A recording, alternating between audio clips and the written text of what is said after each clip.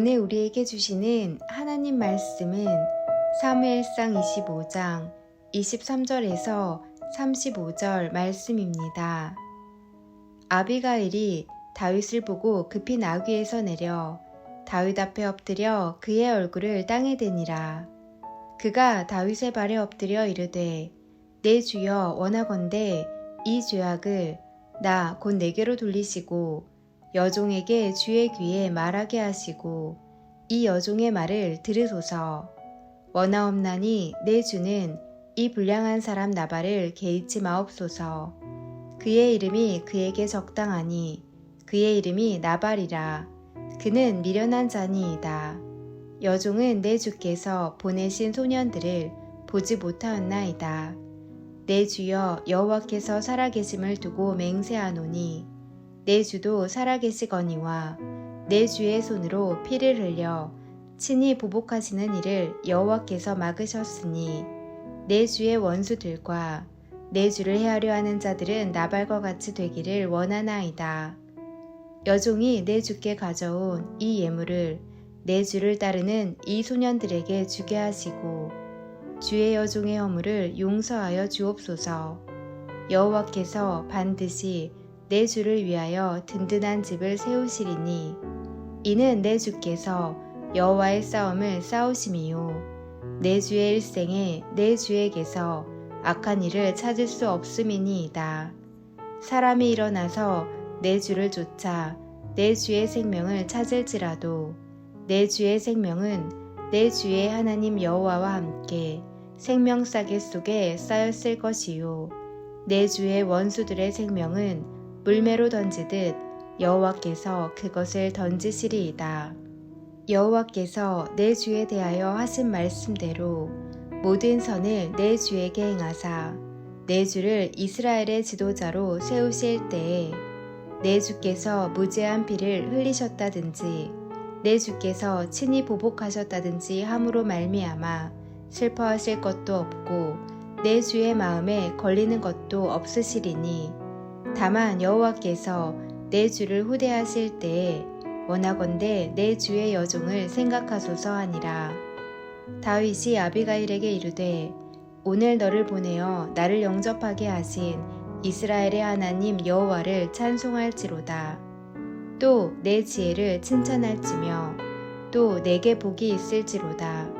오늘 내가 피를 흘릴 것과 친히 복수하는 것을 내가 막았느니라. 나를 막아 너를 해하지 않게 하신 이스라엘의 하나님 여호와의 살아계심을 두고 맹세하노니 내가 급히 와서 나를 영접하지 아니하였더면 밝는 아침에는 과연 나발에게 한 남자도 남겨두지 아니하였으리라 하니라. 다윗이 그가 가져온 것을 그의 손에서 받고 그에게 이르되 내 집으로 평안히 올라가라. 내가 내 말을 듣고 내 청을 허락하노라.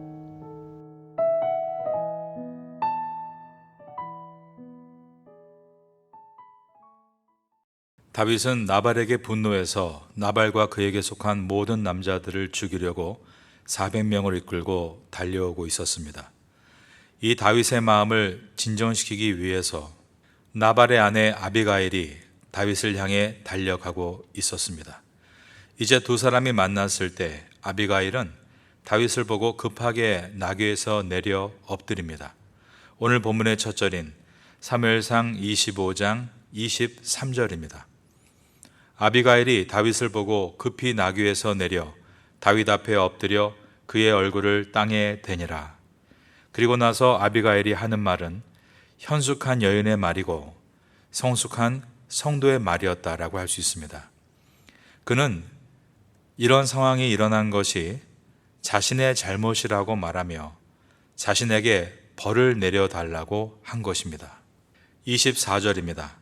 그가 다윗의 발에 엎드려 이르되 내 주여 원하건대 이 죄악을 나 곧 내게로 돌리시고 여종에게 주의 귀에 말하게 하시고 이 여종의 말을 들으소서.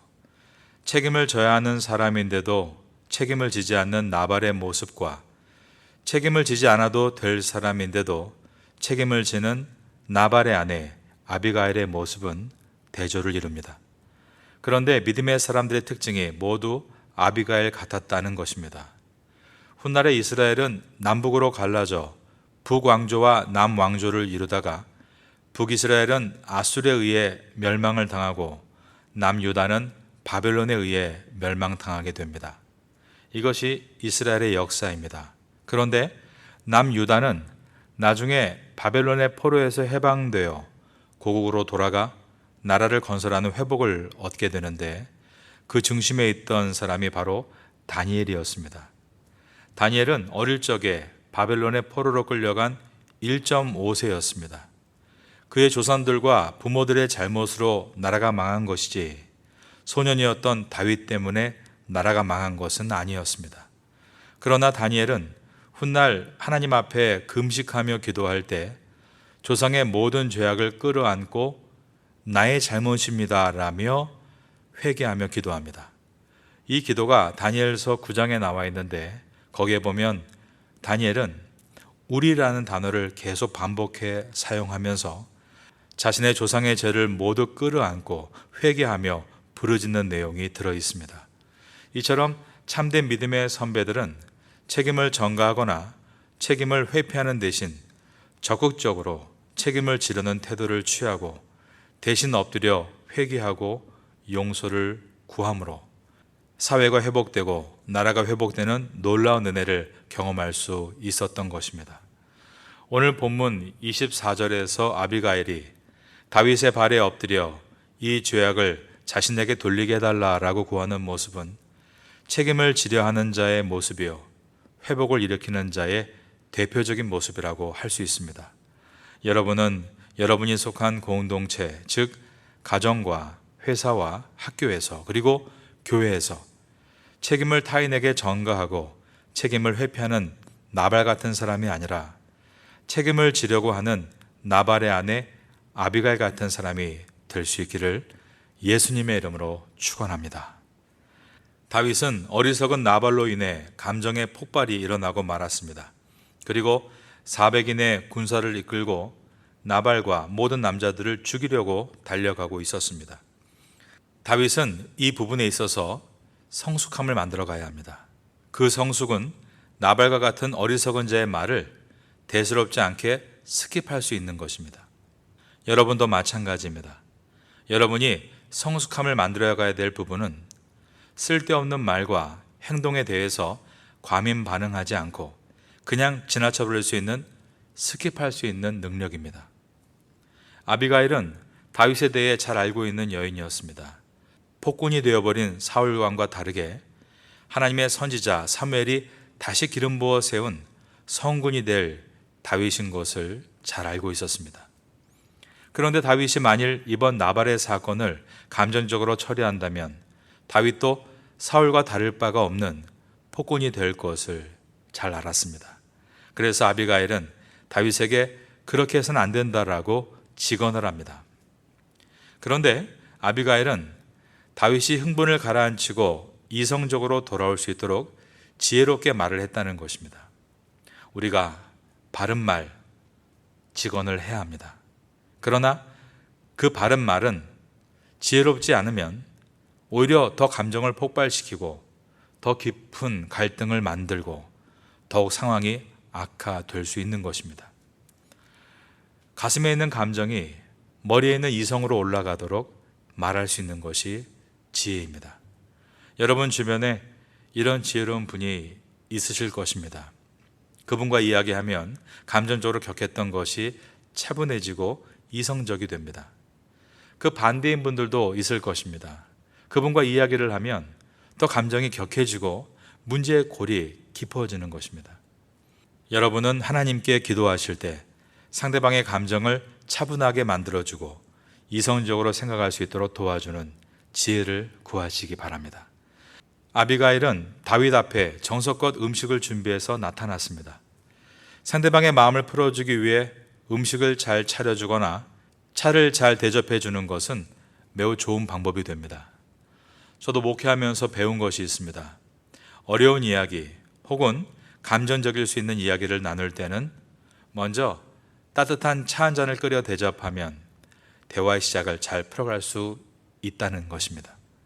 그리고 지금 풀어야 할 감정적인 사안을 이야기하기 전에 우리가 왜 함께 일하고 있는지 하나님의 비전을 먼저 나누고 우리가 지금까지 어떻게 함께 일해왔는지 지난날의 은혜를 기억하도록 말의 서두를 꺼내면 대화가 감정적으로 가지 않고 이성적으로 설 수 있는 기회를 얻게 되는 것입니다.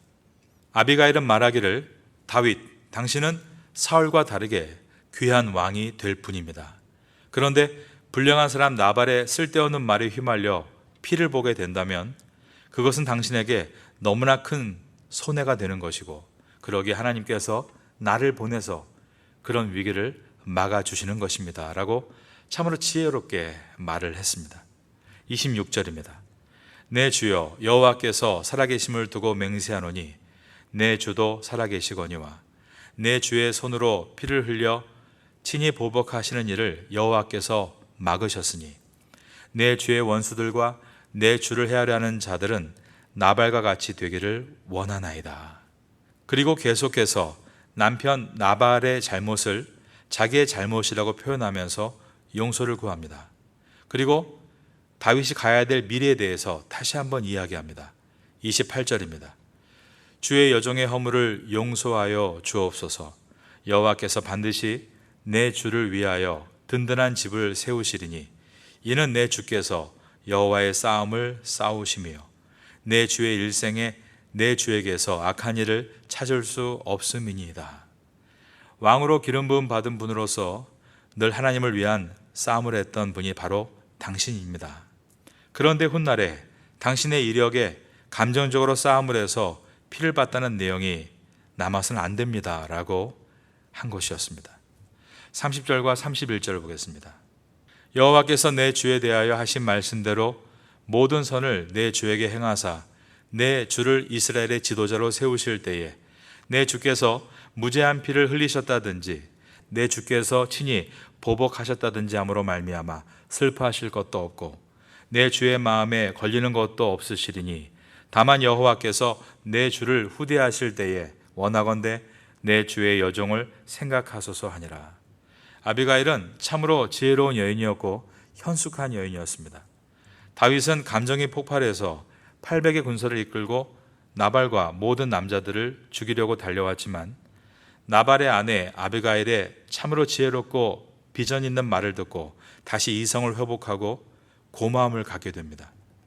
32절과 33절을 보겠습니다. 다윗이 아비가일에게 이르되 오늘 너를 보내어 나를 영접하게 하신 이스라엘의 하나님 여호와를 찬송할지로다. 또 내 지혜를 칭찬할지며 또 내게 복이 있을지로다. 오늘 내가 피를 흘릴 것과 친히 복수하는 것을 내가 막았느니라. 다윗은 아비가일로부터 자신이 훌륭한 왕이 될 것이라는 칭찬을 들었습니다. 그런데 또한 아비가일로부터 훌륭한 왕이 될 사람이 그렇게 감정적으로 피를 흘리면 안 된다고 하는 책망도 들었습니다. 하지만 아비가일의 말이 너무나 지혜롭고 성숙한 말이었기 때문에 다윗은 많은 것을 깨닫는 시간이 되었고 아비가일을 만나게 하신 하나님께 감사했다는 것입니다.